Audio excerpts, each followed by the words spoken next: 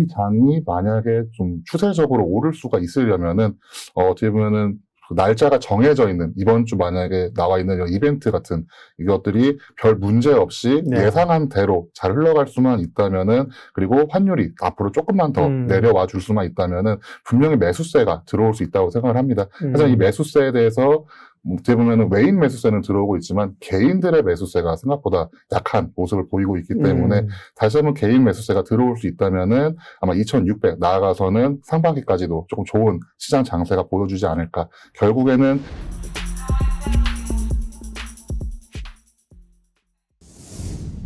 그리고 이제 미국의 10월 소비자 물가 지수가 분수령입니다.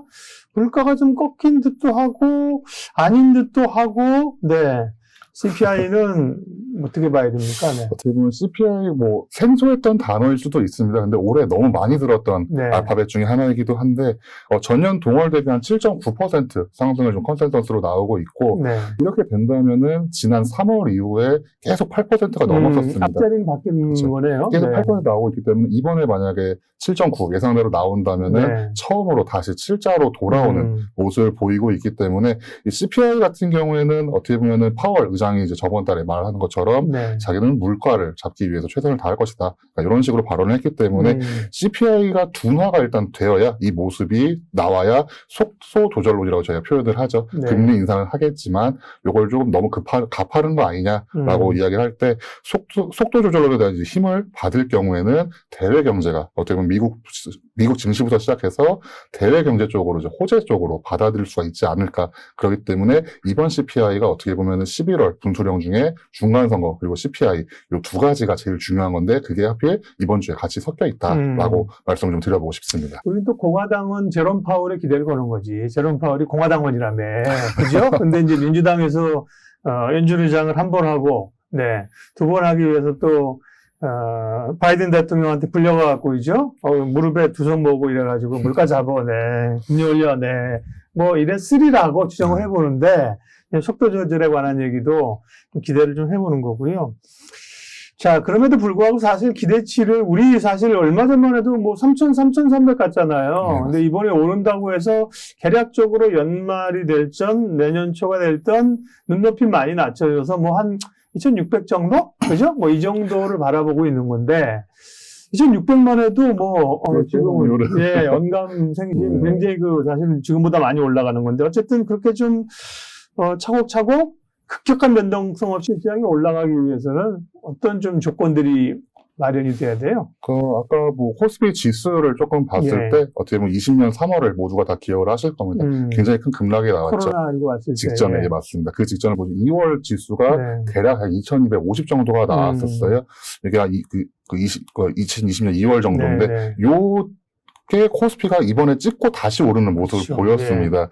그렇기 때문에 지금 현재 코스피나 또는 코스닥 지수가 코로나 직전과 조금 비슷하지 않을까라고 생각을 하고 있어서 코로나 유동성을 이제 회수하는 어떻게 보면 그 단계에 접어들어서 업종별로 변동성이 굉장히 클 거기 때문에 이제 지금부터 업종별 선정을 잘 하셔야 될 것 같고 시장 상승을 위한 요인 중에서도 어떻게 보면 이제는 모두가 다 예상했던 대로 움직였죠. 물론 금리 인상이 너무 가파르다 요 정도와 그리고 우크라이나 쪽 대외 변수를 제외하면은 예상한 대로 움직인 어떻게 보면 시장이기 때문에 하지만 주가는 많이 빠졌고 그렇기 때문에 이제 시장 상승을 위해서는 우리가 예상했던 어떻게 보면은 불확실성에 대한 해소가 좀 필요하지 않을까라고 생각을 하고 있습니다.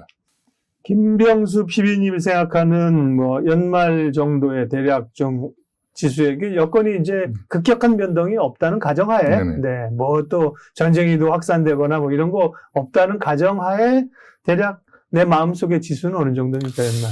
지수, 저도 되게 굉장히 긍정적으로 많이 보고 싶지만, 이게 제가 차트를 막 잘 보고, 또는 뭐 이렇게 경험이 많지가 않기 때문에 전고점을 넘었으면 좋겠다는 생각을 항상 많이 하는 편입니다.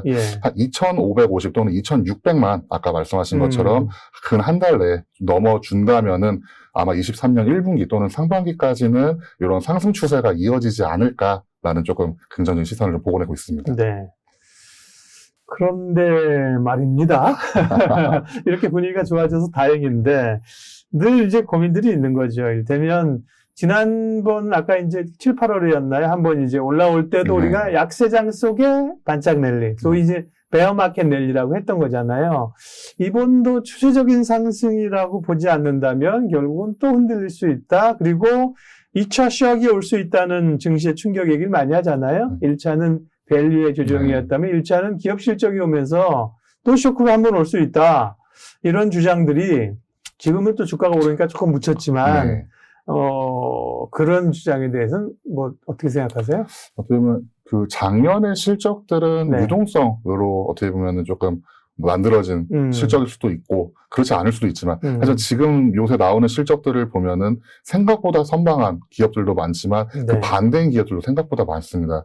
그렇기 때문에 어떻게 보면 적자 전환도 많이 나오고 있고 컨센서스 대비 뭐 마이너스 몇십 % 나오는 업종들도 나오고 있기 때문에 지금 말씀하신 것처럼 이 장이 만약에 좀 추세적으로 오를 수가 있으려면은 어떻게 보면은 그 날짜가 정해져 있는 이번 주 만약에 나와 있는 이런 이벤트 같은 이것들이 별 문제 없이 네. 예상한 대로 잘 흘러갈 수만 있다면은 그리고 환율이 앞으로 조금만 더 내려와 줄 수만 있다면은 분명히 매수세가 들어올 수 있다고 생각을 합니다. 그래서 이 매수세에 대해서 어떻게 보면은 외인 매수세는 들어오고 있지만 개인들의 매수세가 생각보다 약한 모습을 보이고 있기 때문에 다시 한번 개인 매수세가 들어올 수 있다면은 아마 2,600 나아가서는 상반기까지도 조금 좋은 시장 장세가 보여주지 않을까. 결국에는 어떻게 보면은 이제 HTS를 지운 또는 MTS를 지운 개인들이 다시 한번 지금까지 관심 종목들을 살펴볼 수 있을 정도의 온기가 조금 들어와야 되지 않을까라고 생각을 하고 있습니다. 네. 소위 이제 요번에 저점은 2130이었어요. 그죠?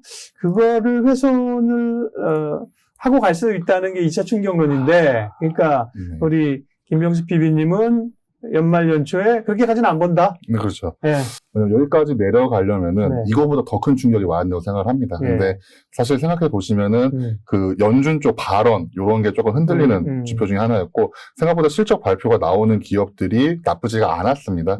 하지만 물론 나쁜 업종도 있지만 이건 업종별 차별 장세로 이해할 수가 있을 것 같고 네. 아예 코스피 또는 코스닥이 무너지려면은 불확실성이 조금 더 강화돼야 되는데 네. 생각해 보시면 아시겠지만 CPI 지수가 뭐 8.1이 나온다는데 8.2가 나올 때도 있었고 또는 9가 나와가지고 더 놀랐던 경우도 있었습니다. 네. 그러기 때문에 금리 인상이 75bp를 3달 연속 올려 약간 이런 식으로 나왔던 게 어떻게 보면 25bp씩 올렸으면은 어떻게 1년에 가까이 걸렸던 기간을 뭐 2달 만에 올려버리는 네. 그것도 가파른 금리 인상에 대한 쇼크인 거라고 이해를 한다면은 아마도 지금 말씀하신 것처럼 2100을 뚫고 다시 한번 앞에 일자로 바뀌려면은 이거보다 더 큰 쇼크가 와야 되는데 이거보다 더 큰 쇼크는 약간 대외 변수 쪽이라고 생각하면은 그렇게 크게 나오진 않지 않을까. 시간이 좀 부족하지 않을까. 올해 말까지 이거보다 더 큰 쇼크가 나오기에는 그렇게 긍정적으로 보고 있습니다. 네. 우리 이제 생각을 듣고 싶은 거예요. 또 우리 김 PB님 생각을 듣고 싶고,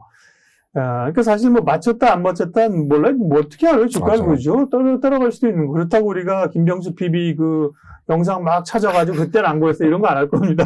그렇다고 이제 떨어지는 사람들 누가 떨어진 걸 좋아하겠어요. 근데 어쨌든 경기 침체가 오고 그걸 기업 실적을 반영하게 되면 2100이 아니라 그 밑으로 그죠? 뭐 2050 얘기한 분도 있고 앞자리가 말씀하신 것처럼 뭐 1900대로 바뀐다는 얘기도 있었지만 그거는 뭐 맞고 틀리기가 중요한 건 아니에요. 네, 그래서 뭐 당신 틀렸고 찾아가지고 지금 어떻게 생각하느냐, 어떤 로직을 가지고 쫓아가느냐가 중요한 거고 기본적으로 증시는 뭐 기대감이 있는 거죠. 뭐 주가가 떨어지고 망할 것 같으면 주식하지 말아야지 뭐 그죠? 낚시 다녀야지 뭐. 맞습니다.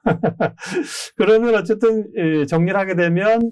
시장은 점진적 상승을 모색하겠지만 이게 다 올라가는 건 아니다. 그죠? 그러니까 전략을 가는 쪽 업종과 섹터를 잘 찍어서 연말장을 대항해야 된다는 말씀이시잖아요. 그렇죠. 어떻게 보면 이제 정해진 이벤트는 잘 마무리가 되고 있고 그러기 때문에 앞으로 다가올 이벤트나 앞으로 이제 상승이 기대되는 업종들을 조금 살펴야 할 시점이지 않을까라고 생각하고 있습니다. 예.